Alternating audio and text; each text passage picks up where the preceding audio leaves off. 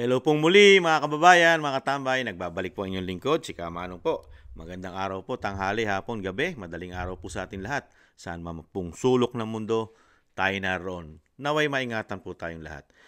Ito po mga kabayan, samahan niyo po ako. Samahan niyo po si Katambay Manong. Komentuhan po natin itong umuugong po na pinag-uusapan po sa social media na ang Pangulong Marcos daw po ay yung nilulutong impeachment ay gusto raw po niyang pigilan o sinasabing wag na ituloy.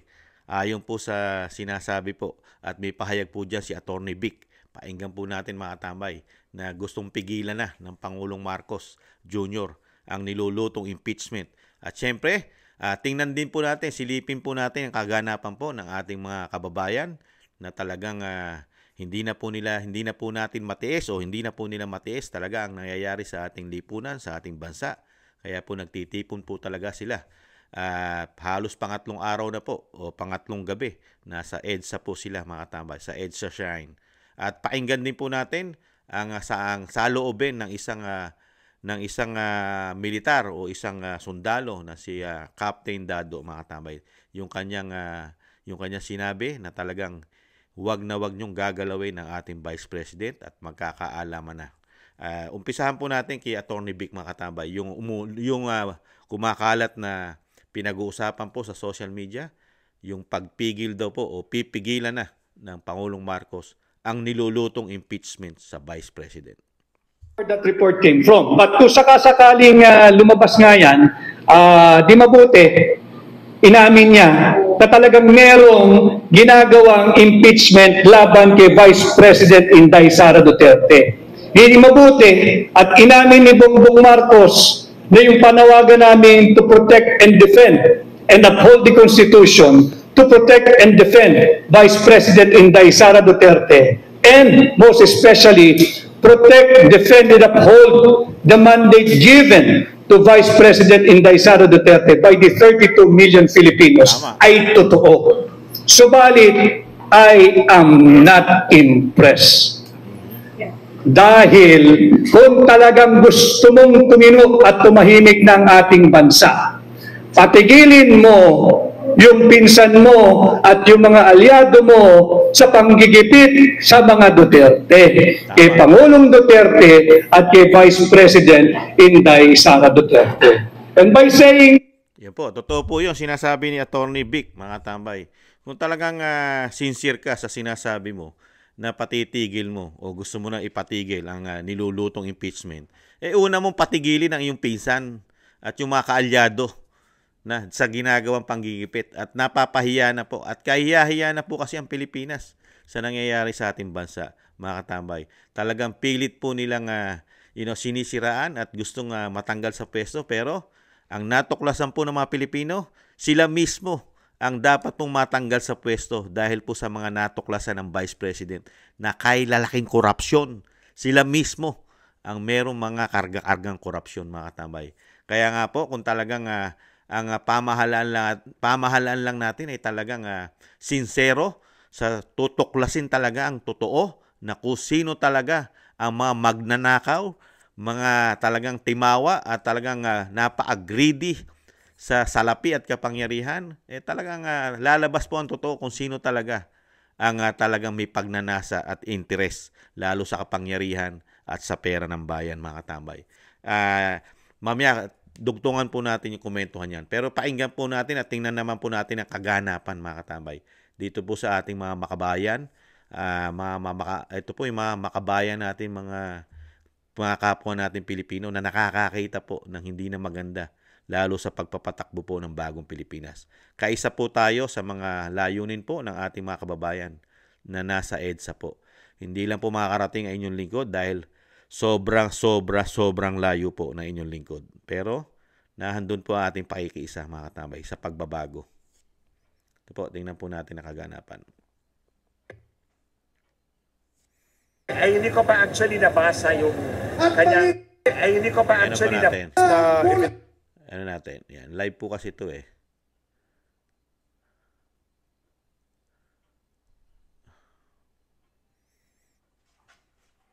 nabasa yung kanyang complaint. But if they were filing the complaint dahil doon sa Ito rin daw ni Inday. Ganun. di umano ay conditional threat ni Inday, Opo. I don't find it. Ako kasi, ang tingin ko kasi kay Inday Sara, it was a matter of survival. Totoo naman yun. It was a matter of survival. Because Totoo naman yun. dumaan na- Totoo naman po yun. Talagang tingnan po natin yung iba. Si Atty. Glenchong yun, nandun din po siya sa EDSA, mga kababayan. Mga naka-live po sila ron. Napakaganda po at nagkakaisa po ang ating mga kababayan. Ito exactly.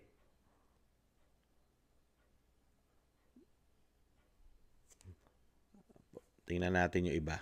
At makikita po natin ang kaganapan. Yun nga po yung sinasabi po ni Atty. Vic Rodriguez, mga kababayan, na talagang kung totoo na umuugong po yung sinasabi po nila na talagang sincero na ang ating pamahalaan at lalo ang Pangulong Marcos, talagang kailangan po talaga na paanohin niya po talaga yon, di ba? That doesn't just get you video. Paanohin niya po yon. Talagang yung pinsan niya mismo, ang talagang ang gawin niya, patigil yon, di ba? Ito po, ano natin. Ito po yung salita ni attorney.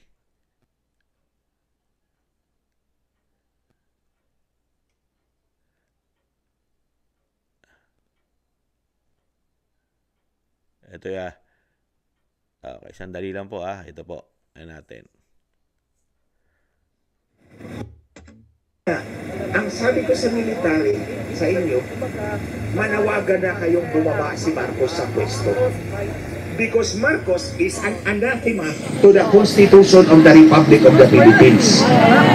Dinadaya niya yung eleksyon, minamanipula ang Korte Suprema. Ito, hindi ito chismis hindi ito marites. Hindi ito teorya, hindi ito opinion, personal kong karanasan to. Kasi ako, inatasan ni Lisa Marcos. Kaya na hindi makapalag-palag yung dalawang drug addict Kaya nahamon ko ulit itong drug addict na si Marcos Jr. At ito si drug pusher na si Lisa Marcos na hilas na palaka. Pumalag kayo sa akin. Pinalagan nyo si Inday Sara, pumalag nga kayo sa akin, tingnan natin. Harapin nyo ako. Sige. Magharapan nga tayo, Marcos Jr., Lisa Marcos at ako sa harap ng taong bayan. Sige nga, hamon ko yan sa inyo ngayon. Inahamon ko yung impostor na presidente kuno ng Pilipinas at yung asawa niyang drug pusher. Sige, magharapan tayo sa harap ng taong bayan at pag-usapan natin yung pagmanipula sa Korte Suprema na ang cohort mo ay si executive slave. Ang tawag ko sa kanya, executive slave. Yun yung kanyang conspirator sa pagmanipula sa Korte Suprema. Sige. Tingnan natin. Itong ginagawa nila kay Inday Sara is plain and simple oppression. Yan, nakita niyo mga tambay. Ito po, kaganapan po ito. Live po sila sa EDSA. Talagang si Atty. Glenchong ay napakarami po ring hawak na ebidensya, lalo sa mga anomalya. Nakita niyo po, pati sa COMELEC, sa Supreme Court, mga tambay. Kaya po hindi po ito maimbestigahan Hindi po maipatawag po ito. Never po nila pinatatawag ito sa Kamara na katulad po ng Quadcom. Hindi po nila ito maimbestigahan na sinasabing resource person katulad ni Atty. Vic Rodriguez at mismo ang Vice President. Hindi nila mapatawag para maimbestigahan ng mga korupsyon sa ating bansa, mga anomalya. Hindi maimbestigahan ng sinasabing napaka-kagalang-galang, kapitapitagang mga congressman sa ating bansa, mga katambay. At nagsalita rin po ang ating makabayan, ang ating makabayan, mga katambay. Nagsalita rin po si Cap Dado na talagang hindi nila, wag na wag nyo pong gagalawin ng Vice President. Kung hindi, lahat po halos ng puwersa, lalo yung kanyang sinasabing mga retired general, mga retired na mga AFP natin, mga retirado na po ito Pakinggan po natin si Cap Dado, mga katambay. Medyo sensor lang po. Wag na wag niyong sasaktan yan. Wag na wag niyong sasaktan yan. Kasi papatayin namin kayo lahat. Uubusin namin kayo. Yan ang threat sa presidente. Putangin na niyo lahat. Subukin niyo kami ngayon. Gago kayo. huwag niyong gagalawin si Inday. Naghihintay lang yung grupo ko naghihintay lang. Tangina ninyo. Gago kayo. Sige, kulong nyo. Pinakamaganda dyan, kulong nyo. Kulong nyo si Inday. Tangina ninyo, hindi nyo kami matatakot. Kami mismo, sa FGF, hindi nyo kami matatakot. Mga gago kayo. Pati kayo, Kongreso, binaboy nyo yung Kongres, hayop kayo, contempt kayo, yayabang ninyo. Mga bopol naman kayo, mga tanga. Mga hayok na hayok kayo sa kapangyarihan Wala talaga yung ano mo, reasoning mo Bobo ka talaga Pangag ka Binabasa mo wala ka, hindi galing sa puso binabasa mo Hindi mo ginaya si Duterte no? You still respect tong tanga na to, kahit tanga, you still respect her because she is the vice president. She was elected by the people. Is she a threat to national security? Of course not! Utangin na sino nag-a-advise dyan sa presidente national threat, no? Ang threat to national security is a president na nagdodroga. That is a threat to national security. Corruption is a threat to national security. Corruption, a threat to national security. Kasi pagka nagnanakaw ka, hindi umaabot sa mga kababayan natin ang dapat na serbisyo. Hindi nabibili ng armed forces yung kanyang dapat bilhin na equipment. Therefore, mahina yung armed forces. Kaya threat to national security. Hindi nagagawa ng gobyerno yung dapat niyang gawin in terms of services, in terms of delivery ng mga dapat, basic needs. Yung food security natin, import tayo ng import. Therefore, yung pagnanakaw ng Congress is a threat to national security. Yung droga na yan is a threat to national security. Mga hinayo pa kayo? Congress is a threat to national security. Yung ginagawa niyan, nandyan yung NPA. That is a threat to national security. Bopol, kayong lahat. Ayan, mga tambay, narinig po natin si Kap Dado. Talagang napakarami niya pong talagang pinasabog. At sa galit po, ito po isang militar, mga tambay.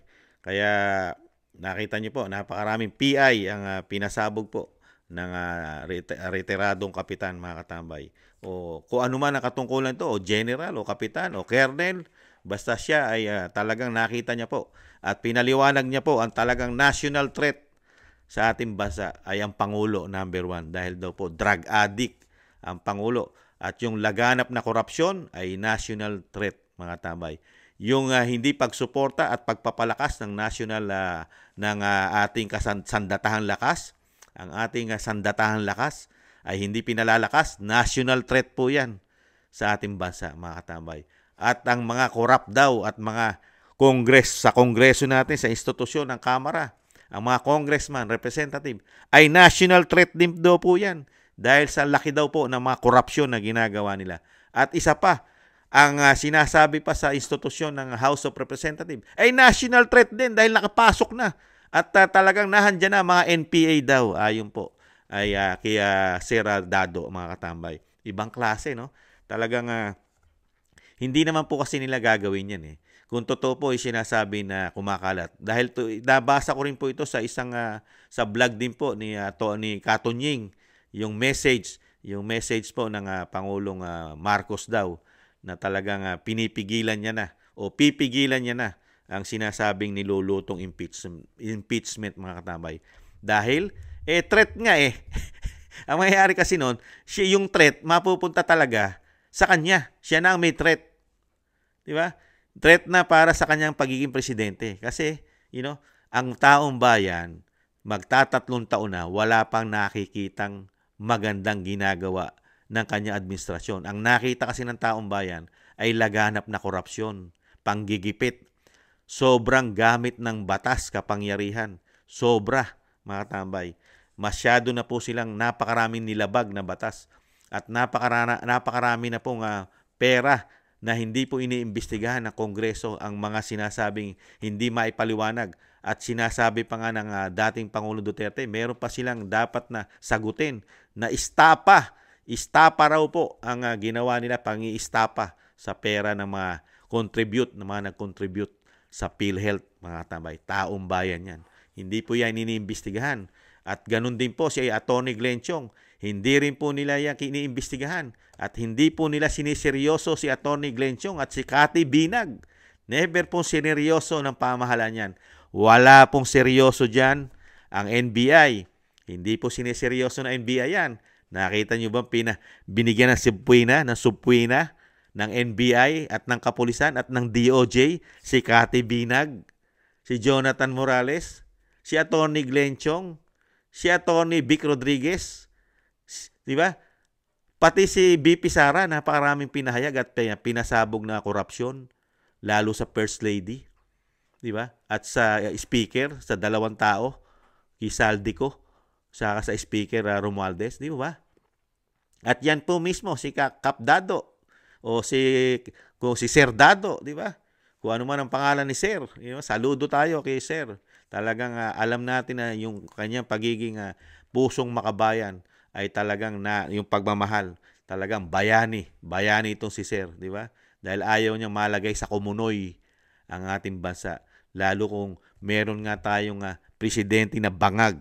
Dahil nga ang pagiging bangag ng isang presidente ay isang threat sa ating bansa. National threat po yan. Talagang nanganganib ang ating bansa, mga katambay. Pag meron tayong presidente at First Lady, sinasabi, at mga kaalyado nito, at mga barkada nito na gumagamit ng droga. Isang national threat yan sa ating bansa mismo, mga katambay. Kaya dito sa sinasabi po, isa rin po si Atty. Vic, kung talagang totoo yung mga umuugong at talagang kumakalat, talagang inamin, talagang kasama sa pagplano ang Pangulong Marcos sa nilulutong pagpapabagsak sa Vice President, di ba?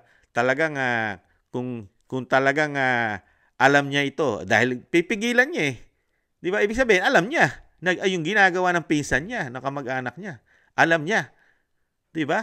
Kasi kung sinasabi mo na ayaw mo magkaroon ng threat ang bansa at yung ating security ng ating bansa at yung kahihiyan, bakit mo pinag-ubra yung ginagawa ng kamag-anak mo, pinsan mo, yung mga kaalyado mo, Mr. President, ayon sa kay Atty. Vic? Bakit mo pinag-ubra? Napakatagal na, 2022 pa yan. Di ba? Anong petsa na tayo ngayon? Binakbakan nyo na ng binakbakan yan. Bago pumasok ang 2023, matatapos ng 2024. Diyan pa rin kayo nakatutok. Pati ang COA na independent body, nagkakaproblema rin ang COA ngayon dahil pilit nyong ginagawa nyong kakuntsaba ang COA para lang mapalabas na kurap ang Vice President. Di ba? Kaya ang COA, magkakaproblema pa ang COA. Di ba? Dahil mismong COA, hindi rin nila masabi at mapatunayan na ang Vice President ay kurap. Tanging ang institusyon lang po, ang mga kapita-pitagang mga congressman, kasama ang speaker. Ayon po ito kay Atty. Vic at kay Vice President na talagang tinatrabaho siya. Kaya nga nang galaitin ng ating Vice President sa sobrang galit niya. Talagang pati kasi buhay niya, sumosobra na kasi. Ang mga talagang gustong magpatalsik sa kanya. Pati buhay niya ay nanganganib na. Ibang klase, no? Pati buhay niya nanganganib na, mga katambay. Kaya nga po dito po, sa nangyari po ito, talagang ang mga Pilipino ngayon, dumadagsa na po. Sa kabila po na sinasabi pa ng kapulisan na ang mga kababayan natin nasa EDSA na ilang araw na, ilang gabi ay mga bayaran daw at binabayaran daw po na ang mga sumusuporta sa Vice President at sa dating Pangulong Duterte, mga katambay, is a fake news. Never nagbayad ang mga Duterte. Yan talagang kusang loob at may pagmamahal sa bansa at sa bayan at sa mga Pilipino. 'Di ba? Yan ang tunay na makabayan. Hindi mo kayang sapalan, ang binabayad lang at hindi matuturing na bayad. Siyempre pagkain, contribute pa 'yan yung mga pagkain. Kailangan siyempre may pagkain. Contribute 'yan. Meron mga nagko-contribute diyan na talagang mga kababayan natin na may puso, pagmamahal sa bayan. Hindi mo maituturing na yan ay bayad. Di ba? Ang tao ay kailangan kumain dahil ang tao ay nagugutom, nauuhaw. Di ba? Kaya dito sa mga kapulisan natin na walang kinikilingan at walang kinakampihan, pero sa investigasyon pa lang nila, meron na silang pinatutukuyan. Ibang klase ang PNP natin ngayon, mga katambay. Kaya dito po, sa nangyaring ito, ang lumalabas pong kahiya-hiya sa nangyari po at sinasabing pipigilan, mismo ang Pangulo, mga katambay. Sa Kasi kung wala po kasi ito na tensyon o sinasabing plano, pinagplanuhan kasi ang pagpapabagsak di ba? Kasi kung sinasabi mo na wala kang concern o sinasabi mo na talagang ang Vice President ay maraming anomalya, di ba? At sinasabi mo na ang Vice President din ay puprotektahan mo bilang iyong ka-unit team, di ba? Hindi mo pababayaan yan Ka-unity mo yan pero para kasi ikaw na mismo ang tumutulak na yung Vice President ay merong ginawang korupsyon dahil pinag-ubra mo yung ginawa ng iyong pinsan. Di ba? Tapos, sinuportahan mo na sinuportahan. Hindi ka nagsalita sa iyong pinsan. Di ba? Samantalang ka-unity mo yan. At ang pinakamasakit pa, hindi matanggap ng taong bayan ang ginawa ng administrasyon ni Pangulong Marcos Jr. Ang pinaka hindi matanggap, dinala nyo sa issue na confidential fund. Confidential nga. May lalabaging batas. Pagka yan kinalkal nyo na kinalkal. Unang-una, doon nyo dinala. Bakit? Siningle out nyo. Diba? Hindi naman tanga at bobo ang mga Pilipino. Gustong-gusto nyo gawing corrupt ang confidential fund. Pare-pares kayong may confidential fund. Pati ikaw na mismo, Pangulong Marcos Jr., ang laki ng confidential intel fund mo. Hindi ba baba sa 10 bilyon? Ganon din ang speaker. Ganon din ang Senate President. At lahat halos, pati mga LGUs ay may confidential fund. Kaya lang, kailangan kasi yung plano, mukhang kasama ka ron. Mr. President, mukhang kasama ka sa nagplano. Dahil yung mismong confidential fund, sa opisina mo galing yung 125 million na pinaninira ng iyong pinsan ayon kay Atty. Vic. Yun, nagsimula. Ngayon, binabakbakan nyo rin ang DepEd, di ba? Kaya dito po mga tambay, lahat po na nagsasalita ngayon at talagang direct to the point na sinasabi.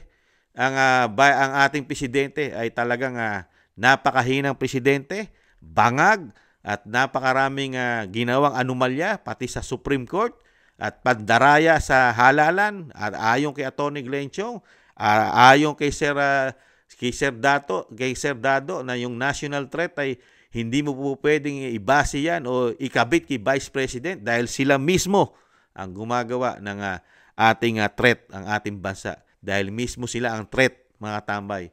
Itong Pangulo at lahat halos ng kaalyado, pati ang institusyon ng Kamara. Napakarami po dyan na maituturing na sila mismo ay national threat ng bansa, mga katamay, dahil sa laki ng ginagawa nila anomalya. Di ba? Kaya nga po ulitin ko, mga kababayan, kung talagang sila ay parehas at naghahanap talaga ng malaking anomalya, imbestigahan nila. Pati ang Senado, magsama sila dahil isang institusyon yan. Pagsamahan nila na imbestigahan at igawin nilang resource person ang Atty. Vic, Atty. Glenn Chong, at ang Vice President Sara Duterte, at si Cathy Binag, at si Jonathan Morales. Diyan nahanga ang mga Pilipino pag ginawa yan ng institusyon ng Senado at Kamara. Pero pag hindi nila ginawa yan, isa lang ang iisipin ng mga Pilipino. Kasama kayo sa malaking anomalya na ginagawa sa bansa. Isang napakalaking korupsyon, magkakasabwat yata kayo. Kaya wala kayong ginagawang investigasyon sa dami ng pinasabog ng Vice President, ni Cathy Binag, ni Jonathan Morales, si Atty. Vic Rodriguez, at si Atty. Glenn Chong. Nananatili kayong mga bulag, bibi, pipi at bingi. Pati ang ahensya ng gobyerno na gigil sa threat sa buhay ng Pangulo, NBI, DOJ Secretary, PNP, mga katambay. Pati po ang ating justice, mga katambay, ay nagagamit na rin yata dahil dyan po file ng petisyon o pagpapasibak sa pagiging abogado ng Vice President, mga katambay. Nakita niyo po, lahat ng issue nasa Vice President. Pero yung issue ng bagong Pilipinas, na napakalalaking problema ng bansa, kawalan at mauubos ang mga pondo ng ating bansa, walang investigasyon. Kaya, ang mga Pilipino, dadami yan, mga kababayan. Dadami pa ng dadami yan ang pupunta sa EDSA. Dahil nga po hanggang ngayon, walang mga investigasyon sa mga korupsyon, mga istapa na pera sa PhilHealth, yung ginto na nasa Central Bank, walang investigasyon. Yung Maharlika Investment Fund, walang investigasyon. At wala ring investigasyon ang flood control. Walang mga investigasyon dyan. Walang binubuong committee, pati ang Senado at Kamara. Kaya, yung sinasabi nga po ng ating mga kababayan, hindi nyo mapipigilan ang damdamin ng mga Pilipino dahil wala kayong ginagawang investigasyon sa isang damukal na hindi maipaliwanag na korupsyon. Di ba? Muli po, si Katambay Manong, maraming salamat po. At sana po maging maayos at mapayapa po at hindi po guluhin o sinasabing puwersahin ng ating mga na taong gobyerno, lalo ng kapulisan, ang ginagawa po ng ating mga kababayan sa EDSA Shrine, mga katambay, sa kanila pong kanilang freedom of speech, freedom of expression, mga katambay. Huwag sanang kitilin ito ng gobyerno ng bagong Pilipinas. Mabuhay po kayo, mga kababayan ko, mabuhay po kayo. Kayo pong mga nasa EDSA na nagbibigay po ng freedom of expression at freedom of speech. Mabuhay po ang ating mga kababayan. At maingatan po kayo. Nasa amin po ang inyong suporta at dasal, pag-iingat at sa mga naglilingkod bayan ng tapat sa ating bansa. Maraming salamat po mga kababayan. Sa uulitin po. Maraming salamat po sa mga gusto po ng ating Tambayang Makabayan sa YouTube at TikTok. At ganoon din po sa mga nagla-like, share, subscribe, and comment. Maraming salamat po. Ingatan nawa po tayo mga kababayan. Sa muli, paalam. Bye-bye.